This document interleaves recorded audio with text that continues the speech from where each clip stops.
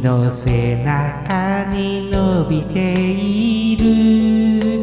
君は春の客船、冬の港見てるだけ。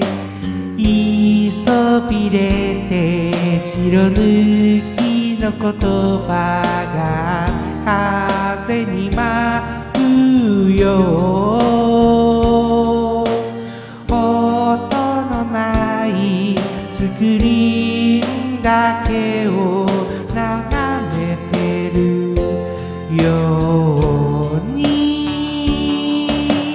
吐息一つスピーチバルーン、声にならない飛行船。君は耳に手を当て身をよじるけど何も届かない。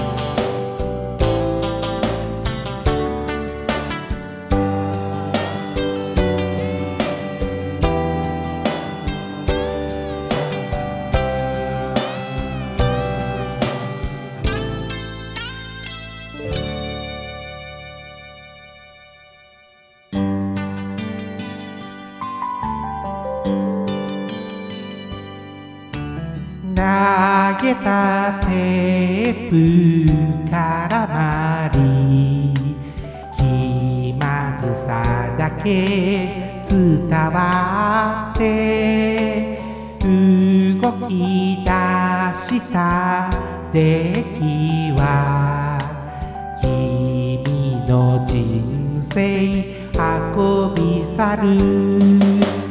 急びれて白抜きの言葉が波に浮かぶ。思い出のブラスバンドが耳